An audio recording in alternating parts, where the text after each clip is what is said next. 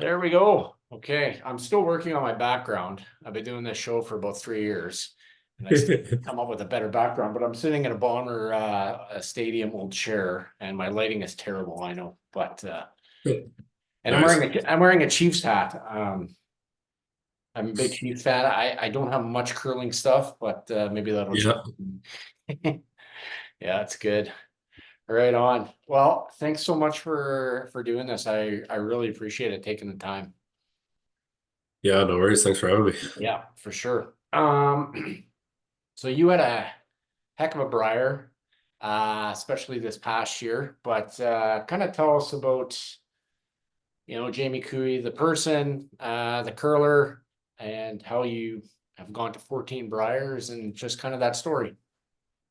Yeah, for sure. It's actually my 17th Briar this year, but yeah, it's getting quite up there, but it doesn't seem that long ago. The Briar was in Regina this year, and my first one was actually in Regina, age, and it seems like a while ago, but still doesn't seem like that long ago.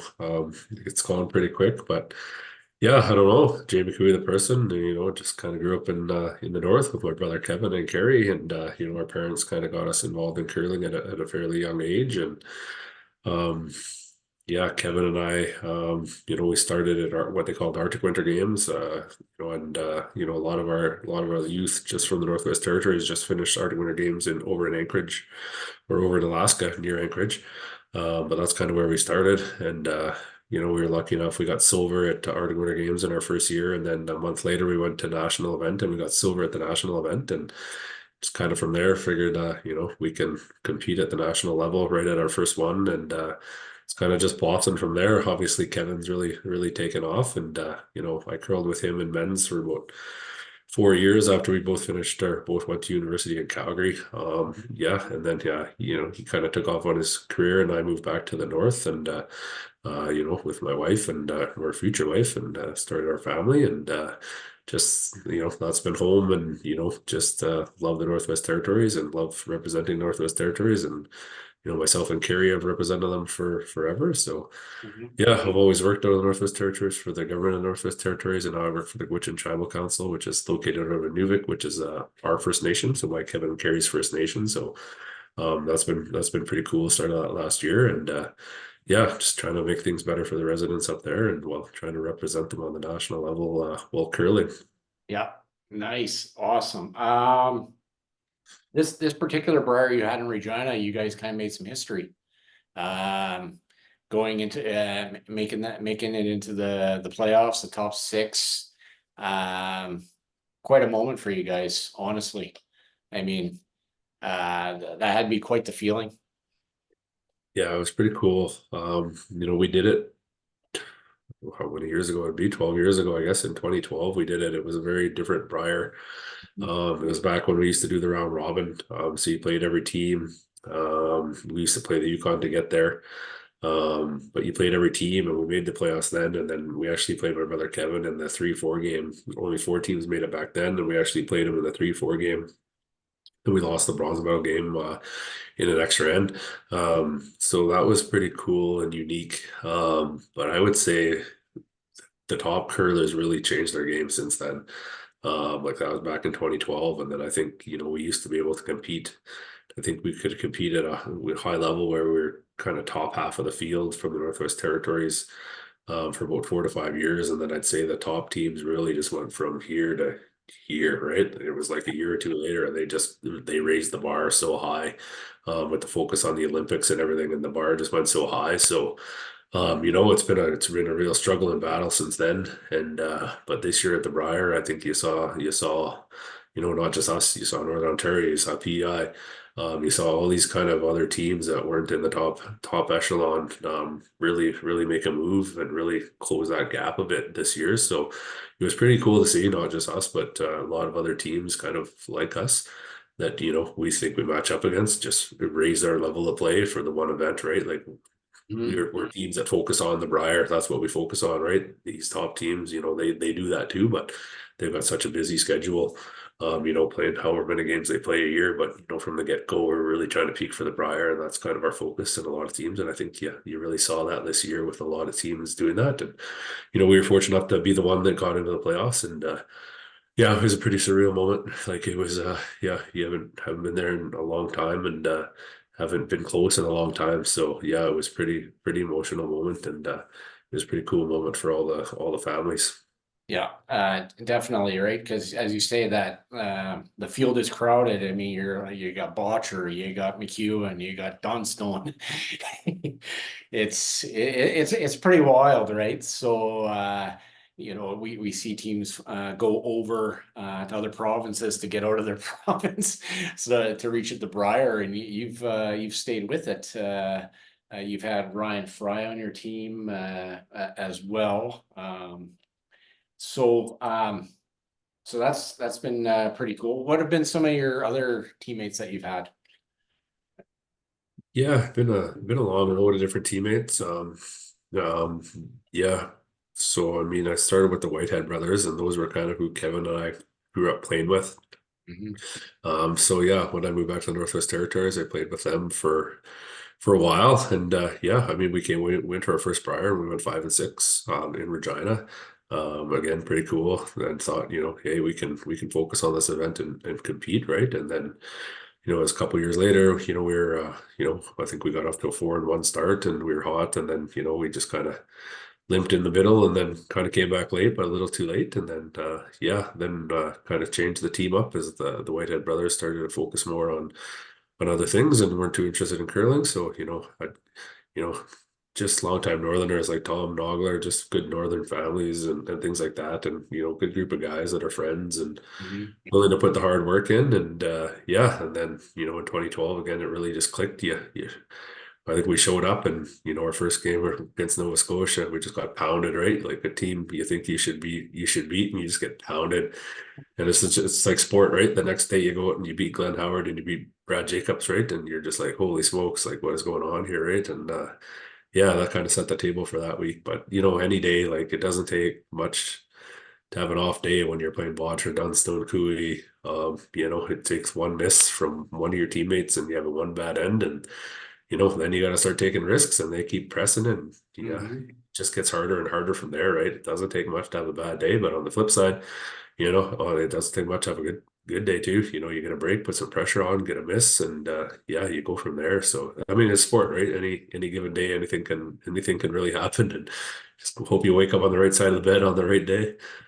Well, I in your Rod Peterson interview, you're like, okay, you had lost, you had lost pretty badly, and you're like, hey, no, yeah, no problem. We'll have some lunch here. We'll take a nap. We'll regroup. And you kind of have to turn that page, right? I mean, it's because there's nothing you can do about it, right? It's one of those things, and you can only do what's. I mean, it's cliche, but um, yeah. So, like as a skip, I've curled a bit, and I haven't been a skip, but what goes into being a skip?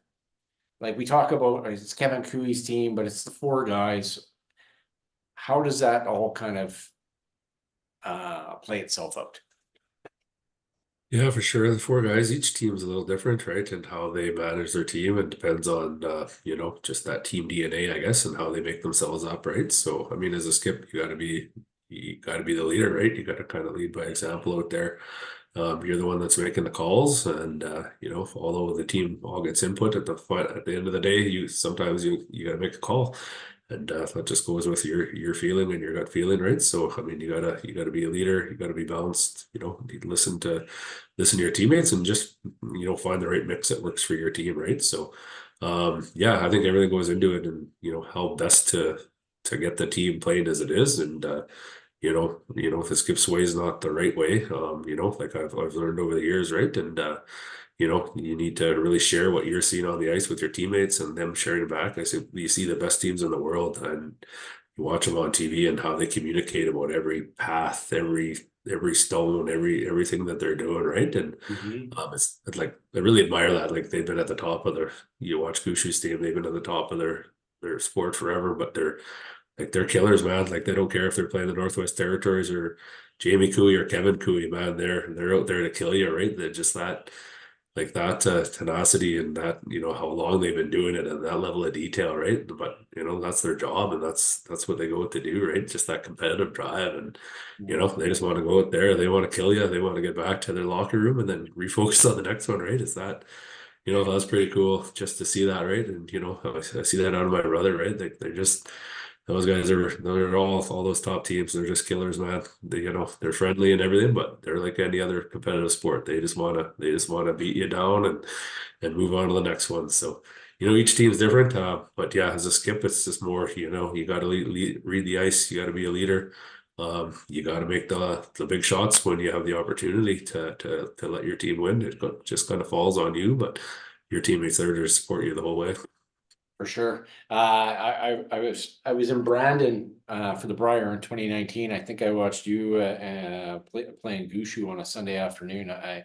If memory serves me correctly. So that was pretty neat being in the Keystone Center watching that. So when you mentioned Gushu there and yourself, so that's a lot of fun. Who have been some of your mentors along the way? You've mentioned your brother here a few times, and Kevin. Who else has played a pivotal role? Yeah, I'd say it's kind of back when I lived in Calgary. So I lived in Calgary, went to school. I lived with Kevin as he was going to university. I was going to SAIT at the time. Um, it was just kind of the men's teams that we played, right? Kevin used to play with Mickey Pendergast, and Pendergast was actually coaching Sluchinski's team at the Brier this year, right? Just an old vet, right? Just those guys and his brother Kevin Pendergast and Adrian Backer, and there's this whole group of Calgary guys, right? That really helped you along, right? And they knew, they probably knew we had something. We were always buzzing around at Spiels and going on runs, even though we were more in it for fun back then before we really turned the key to say, to take the next level, this is what you got to do.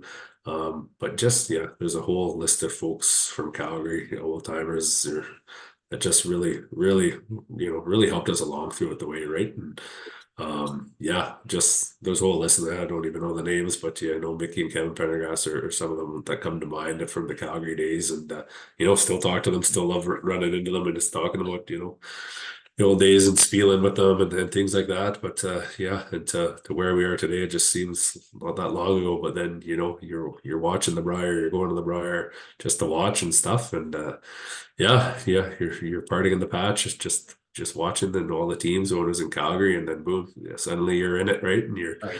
you're there, and it's been a long road and learned a lot of lessons over the years. But yeah, it's been a lot of cool people along the way, just really helping us. For sure. Yeah, because being in the Brier, that's kind of the pinnacle besides the Olympic trials. Um, where do you see yourself in 5 years? Do you see yourself kind of continuing on? How does the future look? I mean, we can't predict it, but what do you envision it? Yeah, for sure. Like 5 years, I don't see myself being around the Brier. I mean, I've kind of been focused on mixed the last few years. We've been competitive at the mixed for the last numerous years, right? We've got what 2 silvers and 3 bronzes at the mixed.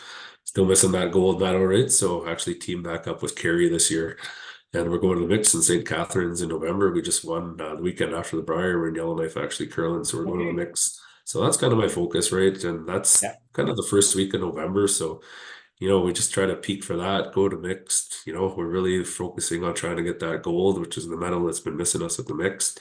Yeah, and then so my men's season doesn't really start till December, right? We're different from the top teams. They're giving her, and they're making their plans right now, right? We kind of get together in August or September when we put the golf clubs away and say, "Hey, boys, who's still around, and are we going to do it again?" kind of thing, right? And Mhm. yeah, we get but pretty laid back team, but and then we really plan to peak, and we plan our season, and starting in December, 2 of us are coming off mixed, and we're ready to go, and yeah, we go from there. So we just play a couple light spiels in December, January to kind of get going, and then try to peak for playdowns around the end of January, early February for the Brier. So I mean, I think we got a couple more years in us for men's, but again, we don't play a lot of games, not like these teams, but again, we focus on the Brier. So I can see myself playing mixed, and over the next couple of years, still trying to get that gold medal, and continue to play men's. But then I think it's time to shut her down and hand it over to the younger crew that are growing up there, right? And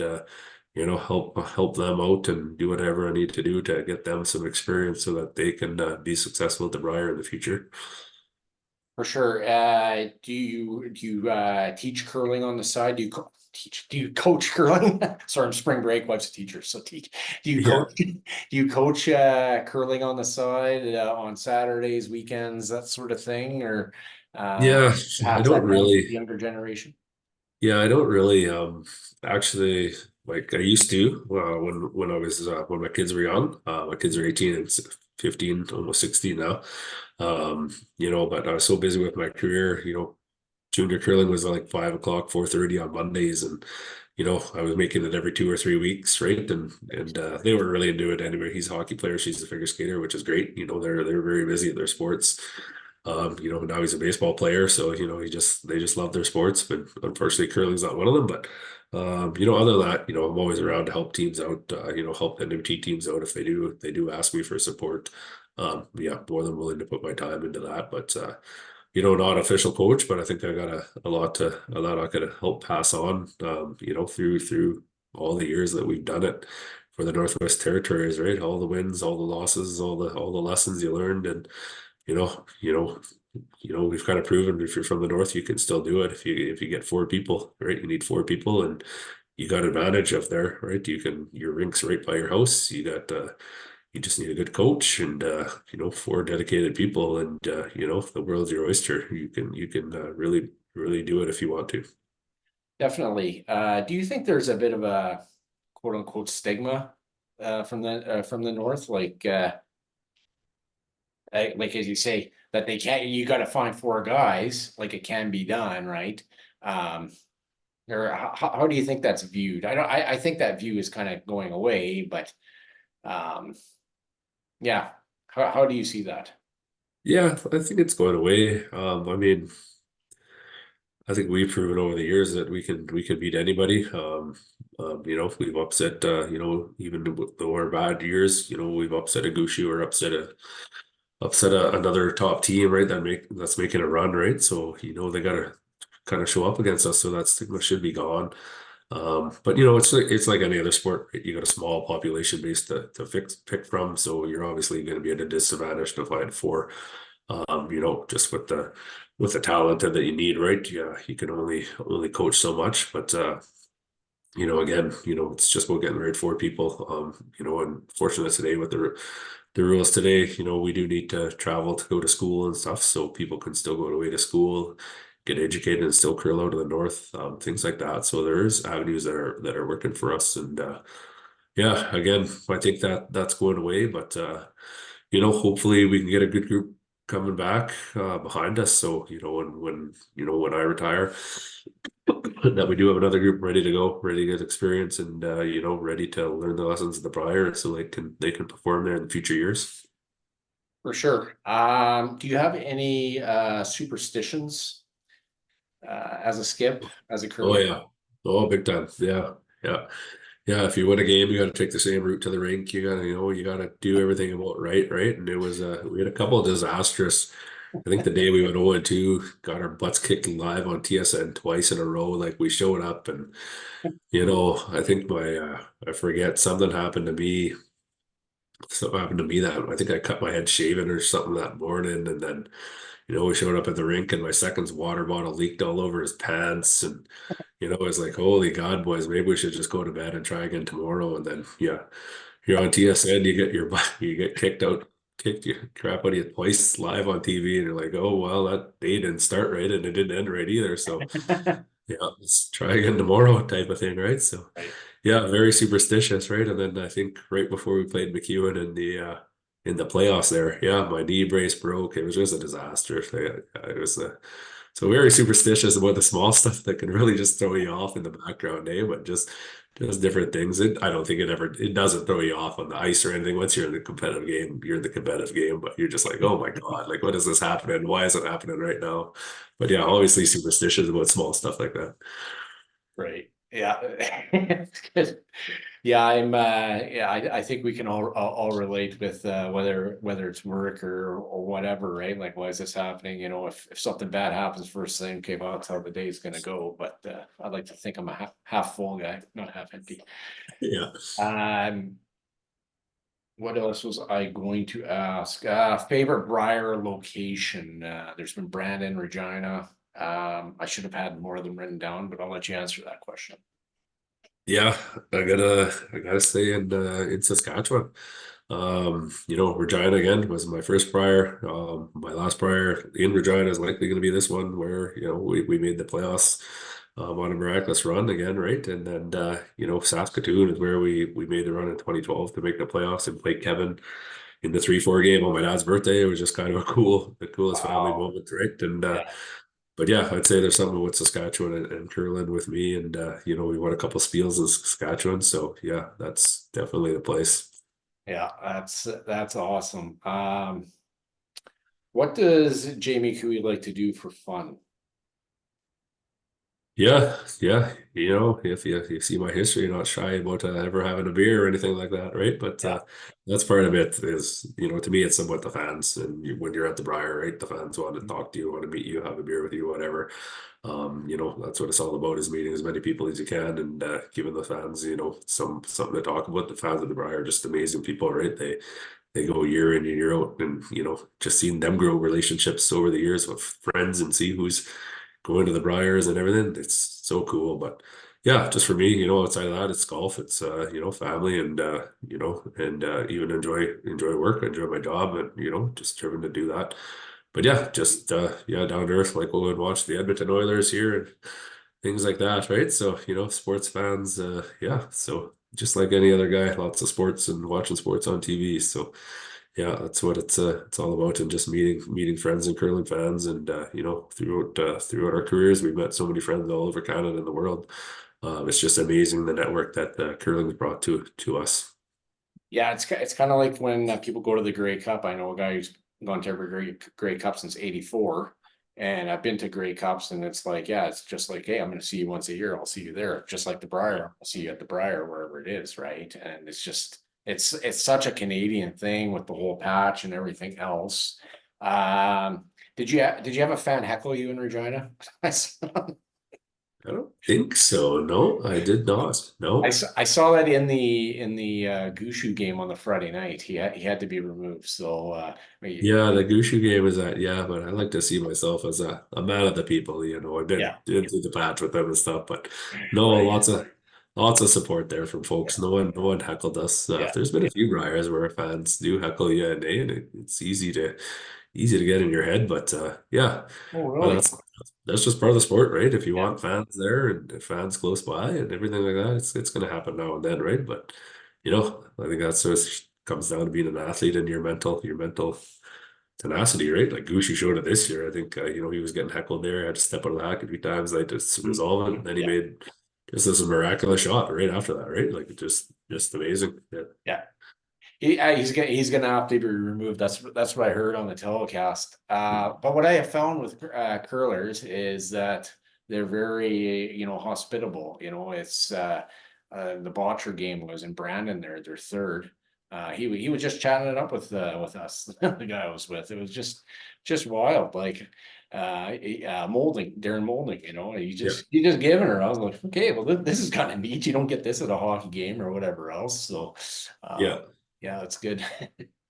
Yeah, no, there's a lot of good curlers out there, and it's a really good crew, right? Like it's I don't have anything bad to say about any of them, right? Like it's a good sport, whether you battle them on the ice and then off the ice, right? You're just like, oh hey, like great game and everything, and just a great game or just a crew. The curling crew is just amazing, and met so many friends, have such a wide network, which even helps you in your career at the end of the day when curling is all said and done, right? So yeah, and just wherever you are, have people to look up to go for a beer, go for a dinner, wherever you are. If you're out traveling, right? It's just, yeah, can't say enough about the curling world. Even the fans, right? Like I got so many friends that are just fans that I've met over the years, right? And some really good friends to date, and yeah, that we can take holidays with and go see whenever you're across the country on work. So it's just the most amazing network of curlers and fans that you can ask for. Yeah, and you know what, I think curling, it's growing in popularity. You know, we can credit maybe Randy Furby for this as well. Sandra Schmirler, of course, on the women's side. I mean, you you know, you get some brooms, you get some rocks, and I mean, it's more it's a bit more complicated than that, but Yeah. you know, we see this in communities all over Canada, and you know, even on the world stage, you know, Jennifer Jones here from Manitoba. Yeah, it's quite something, and I like how they've opened up the field at the Brier. You've referenced this, just because it just can't always be like, hey, we kind of want to know what's all going on in the country, right? Yeah. So that's good. Yeah, the Browns got a good mix, I think, where they've accommodated to the players to make sure all the top teams are there. And through some of the interviews that I took part in, just hearing some of the other top skips, McEwen and my brother and other folks like that, right? They really think the Briars really balanced now. They've gone pretty far with the players to accommodate the players and their needs and making sure the best players are there. But then having that representation from all the provinces and territories still, right? So, it's fairly balanced again, and yeah, I think they found a right kind of compromise right now without making it kind of a Grand Slam type atmosphere. Because yeah, to me, there's no other event like the Brier. You see it in the fans, you see it everywhere. Right? It's the one time a year where curling's on every TV and every lounge Mhm. when you go to when you're just in town and going to anywhere, it's on the TV, right? It's just you see those curling rings, you see it happening. You don't see that any other time during the year other than the Scott Tournament Hearts and the Brier. It's pretty cool. Yeah, it definitely is, right? So yeah, that's some good stuff. Do you have any famous Vic Router stories from the Brier? No, Vic. No, he's just Vic, man. He does his thing, right? Yeah. Yeah, yeah, he's just so gentleman about how he goes about his business, and even in your interviews today, right? And they let you know when they need to talk to you, and they ask you the personal questions and things that make the story that they need to tell the public, so that they get to know you and get to know what you're all about, not just the curler, right? So they do such a good job at it, and yeah, no real good stories about him that I can share, but yeah, and how he puts his collages together, montages together at the end of the events. Those are just Yes. epic, man. Like those are just epic how they put those together for it. And yeah, always hear his voice at the end of there and to shut her down. Yeah, it's pretty cool. Yeah, make the final, right? Yeah, yeah, yeah, That's classic, and then there's Brian Mudrick as well. I think he's fantastic as well, and there's some other ones in there too. But so yeah.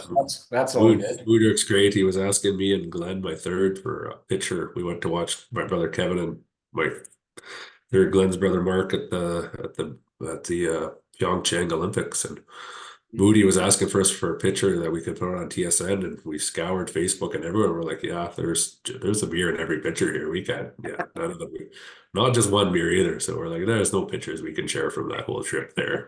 Woodrick. Yeah, without a good crop job, but yeah. Oh, that's good. Just kind of looking down at my notes here. I'm not sure what else more I have to ask or um expand on, but I always say, do you have anything for me?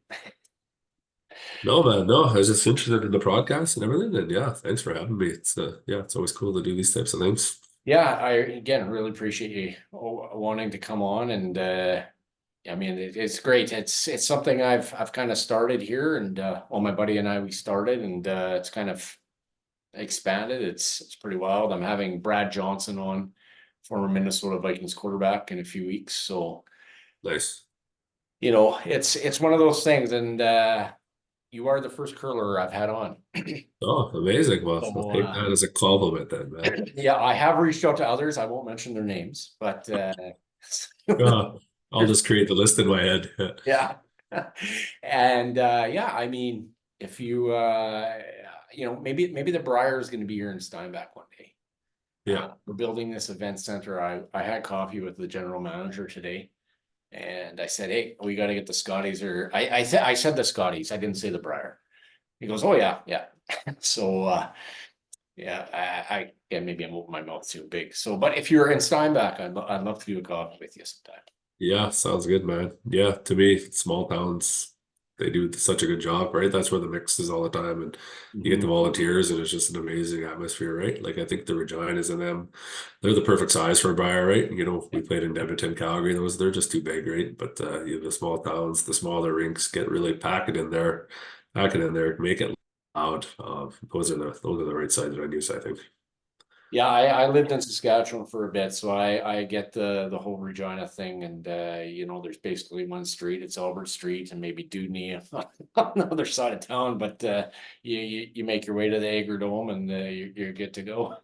Yeah, yeah. No, Yeah. it's perfect. Yeah, you drive by the where the Riders play and everything, right to your game and everything. It's pretty interesting. Pretty interesting views around there. Yeah, definitely, yeah. And I think even Moose Jaw, I think they're hosting the World Men's Championships next year. So, I mean, uh, they've hosted the Scotties in 2020, and then COVID happened. So I may have to make the trip. So, Yeah, yeah, that's yeah. good. There you go. It'd be a really good show there for sure. Yeah, definitely. And then I'm not sure, did the Oilers or Jets win? Hyman and OT. Hyman and OT. So big win for the Oilers. Okay, all right. Yeah, yeah. They were getting Vegas and the Kings are pretty hot on our tail here. So Yeah. You know, Oilers let it it's slip a bit last couple games, so they're back hopefully. so just before we end here, how did it feel with the Oilers and their dreadful start, and then they had all these big wins in a row, and where they are right now? Like they were on the verge of having the number one pick again, Yeah. and then they fire Woodcroft. That has to be a pretty amazing run as a fan. Yeah, it's been pretty crazy, right? You're expecting them to come out of the gates hot, and then instead we do the exact opposite. And you're trying not to listen to it, but everyone's like, "Oh, geez, they got to play the rest of the season this way," and you're like, "Well, that's." Everyone's like, "It's damn near impossible in this kind of league, right?" And then Yeah, yeah, and then just to put it together and go on a run, and yeah, the coaching change, and but you know what I've seen is more. It's better than I've seen them in years. You know, they're always used to the 6-5, the 5-6, the big shootout games, right? Like really relying on Draisaitl and McDavid to really rack up the points, but you don't see them at the top of the leaderboard this year. You see them winning the 3-2 games. I think when they're on their 16 game win streak there, you know, they hadn't let in more than 2 goals in all those games, right? Like I think that Paul Coffey bringing in the vet like that has really settled down the D. So you see their defense just playing a different type of game that you ever didn't see before. So to me, you know, that's the type of games you need to play in the playoffs. So, you know, hopefully they're trying to figure it out. So what's going to make them succeed, not just in the regular season here, like they've done in the past, and just you know just fill in the net, but to play a full 60 and yeah, and do that. So hopefully they can figure it out for the playoffs. So if that's to me, that's the most encouraging part is that they're winning the 1 goal games like they did today, right? They're winning those games and they're keeping the puck out of their net more often than they did in previous years. yeah, most definitely. And with Zach Hyman doing his thing, that has really helped. And it's going to come down to the goaltending. I mean, last year they were fortunate to beat the Kings. If a save here or there, I think they beat Vegas. But and I can't help but think, with McDavid and Austin Matthews, like you'd like to see one of those guys win a cup, especially when Eichel has a cup with Vegas, right? And he was Yeah, drafted right after McDavid. So yeah. um, yeah, I truly believe Edmonton has all the ingredients, honestly. Yeah, I think so too, right? From defense, you know, Skinner's played well to the offense, right? So I think they got all the ingredients of what putting together, but some tough teams out there, man, right? Yeah. You say, and you know, Canada's really got a chance this year with the Jets, the Canucks, the Oilers, the Leafs. You know, they really got a chance to make a run at it. But you got some real tough teams in the States there too. So the playoffs are gonna be a grind. Yeah, and we've had our opportunities, right? 06, 2011. The Canadian team hasn't won since '93. I'm telling people, I'm saying stuff that people don't already know. And yeah, it would be nice to see that drought end. Yeah, for sure. So it'd be nice to see a Canadian team, and it better be the Oilers. That's all I gotta say. I don't know if at Leafs win, I can stand my Leafs fans. I might have to just have to defriend a lot of people. Yeah. Right. Oh, that's good. Right on. Well, this has been awesome, Jamie. Again, thanks so much. Really appreciate it. I know I'm repeating myself here, but hey, if you ever want to come on the show again, I'd love to have you on. Yeah, anytime, Steve. Thanks for having me, man. And yeah, we'll take you up on that coffee one day. Yeah, for sure. Okay, take care. Awesome. Take it easy. Yeah.